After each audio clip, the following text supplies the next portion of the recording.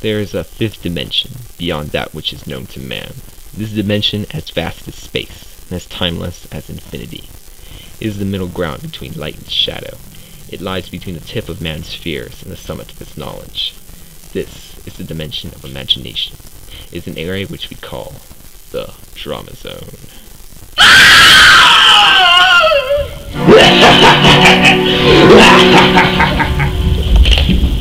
People, please stay at the front desk and don't wander off. I don't want our guests spending an eternity waiting for you to serve them. And what are you doing? No wonder all of our plants keep dying off. You don't need to water that plant. It's fake. Yes, Miss Clifford, I will not move from the desk. It says here that Mrs. Fairfax is bringing her $1 million necklace from her family's American Dynasty collection. I can't wait to see it. I mean, can you imagine wearing $1 million around your neck? Let's see that. You are looking at a place on the edge of civilization. A place where man goes to get away from his troubles. Is there ever truly such a place? In just a moment, we'll join those in their quest to find out.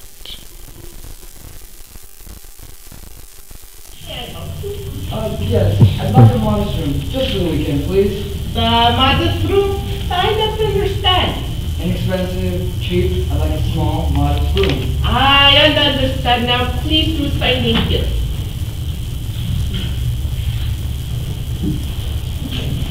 There we go. Oh, no, sorry, sir. I cannot eat that for any reason. My boss said so. You must get into your room yourself. For exercise.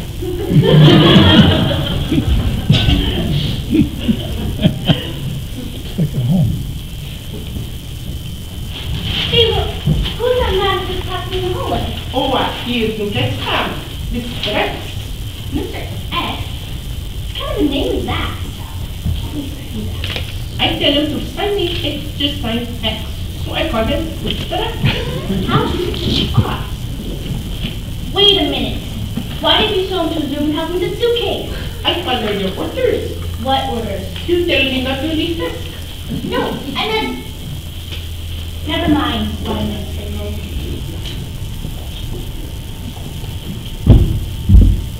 Imagine, we go with that driver to refuse to carry in our last 2 cases. I'm glad you didn't tip him, Albert. Albert! Oh, don't worry, the suitcases were quite light. In fact, they felt empty. That's because we are. I just like to pick up a few things while I'm on holiday, and I never usually have room for that. Oh, of course.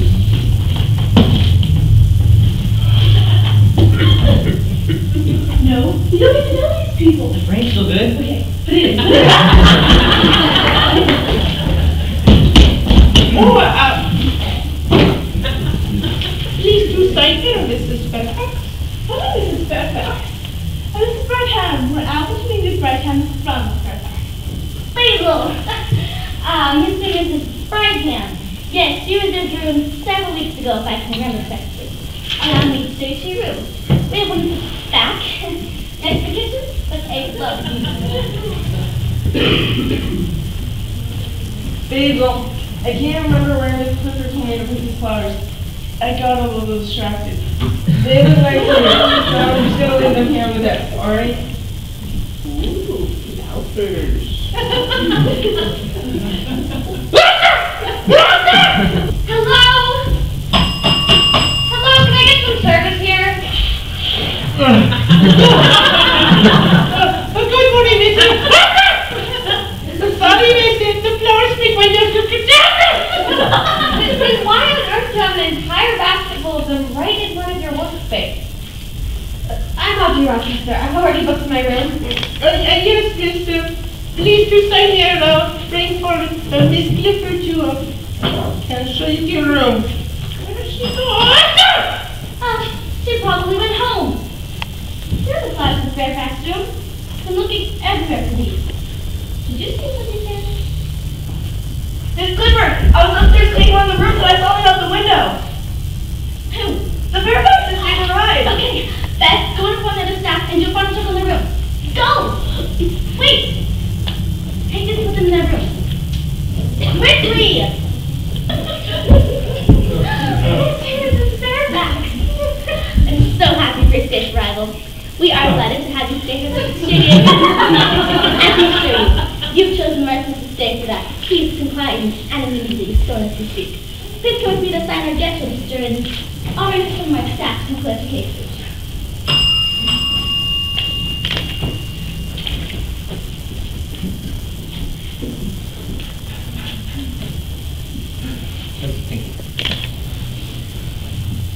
Thank you for your kindness, Miss Clifford. Blanche and I have been seeking a quiet weekend, away from us all, haven't we, Blanche? Yes, dear. Who would want to stay in New York where we could see fabulous shows, attend glorious dinner parties, when we could stay here? In a little hole-in-one hotel in the middle of nowhere. Don't mind Blanche. She gets tired to travel. She'll feel better after a little rest. Yes, of course. I understand. Please follow me and I'll show you to your room. The best we have to offer. Oh, I can hardly wait to see it. Come on. You're quite right, Henrietta. May I call you Henrietta? It's a very quaint location. And thank you again for allowing us to use the hotel stay for so more valuable. Eddie? Eddie Fairfax? I can't believe it's you. Eddie? Eddie?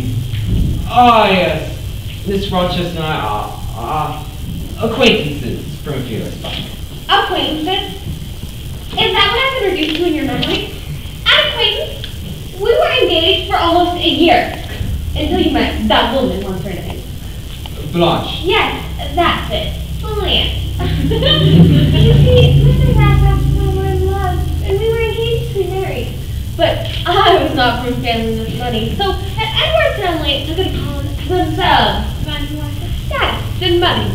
So as they say, with history. Audrey was quite. Anyhow, it's all water under the bridge now. I have moved on with my life. Shall we go for a walk, Mr. Dawson? I'd be glad Okay. Well, that was a shock.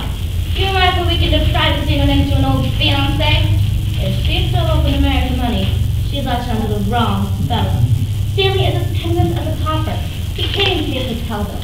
He's been staying for weeks now saying he's waiting for an advance from his brother. Then why do you allow him to stay? Well, we like his company. He's a rather charming, friendly character.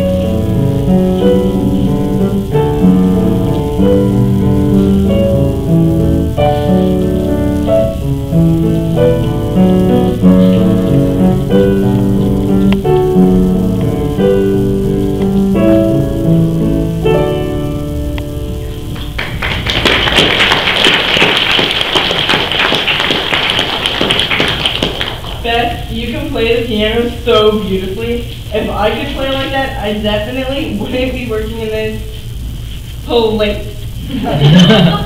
Can you believe that Mr. Fairfax was once engaged to Audrey Rochester? And then he dumped her for Blanche. I mean, can you imagine the two of them meeting here at Shady Acres after all this time? She still has an engagement ring, you know. Where'd you find that out? She showed it to me and warned me to watch out for men with money. I just wish she stayed with her Eddie, because now she's making eyes at family. Girls, did you see Mrs. Fairfax's necklace? I can't believe she would wear it out to dinner while in the country. It's good for you. She's just showing off her riches to put the rest of us in our place. I'm afraid I'm not too fond of her. None of us are, Beth. Did you see Chef LaRoche tonight? After the mouse incident, Mrs. Fairfax refused to eat his food. That's why they went out to dinner tonight. LaRoche has been ranting and raving around the kitchen, sharpening all of his knives. Mrs. Clifford hasn't tried to smooth the ruffled feathers. Old couple Branham didn't seem to have any trouble with their meal. Whatever they didn't eat, they stuffed into their pockets. Well, they must have eaten the silverware glasses too, because when I showed off the table afternoon, they were missing. I'm curious about your sketch Basil calls Mr. X. He keeps appearing as if disappearing at the oddest time. He never speaks. Does he? Should be there. Speaking of tips, Mrs. Fairfax gave me one rotten quarter for bringing her an extra pillow and blanket for her not to suffer in. So much for saving for that new dress I was hoping to buy. Shh, Mr. Fairfax, it's almost 11. have not airs, not good for my complexion. Why are you dwelling out there? It's late. I can't seem to find my pocket watch. It must have fallen out back in the taxi. The pocket watch I had engraved by your birthday? Oh, for heaven's sake, go and try to catch that before it takes off. That watch is irreplaceable.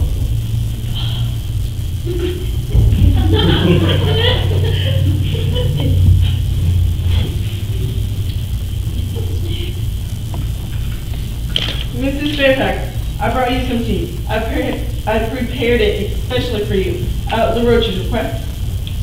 Tea. Love really prepared it, did you? In that filthy, mouse-infested kitchen of yours, I suppose? Well, no, thank you. I don't want any tea. No, ma'am, I prepared it for you. LaRoche asked me to as a gesture of kindness. Well, then I do suppose a cup of tea would be nice for bed.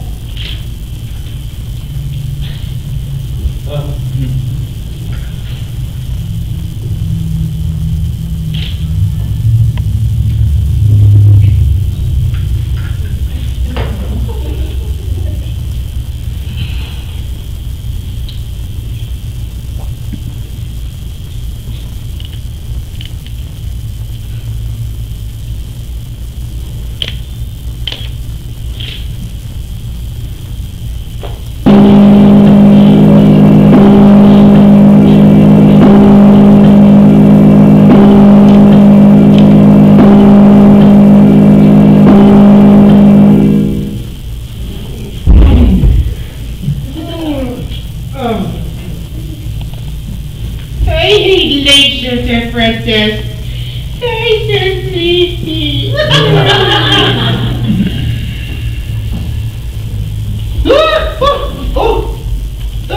Sorry, Mrs. Fairfax. I not see you come in. You frighten me. Mrs. Fairfax. Mrs. Fairfax. Mrs. Fairfax. Oh no! What do I do? Blanche, I couldn't seem to find my pocket. What's the matter? Mrs. Fairfax, I think she's dead! A location intended for comfort has become one of despair. Man's quest to relax has brought him to death's doors. It has brought him to the drama zone.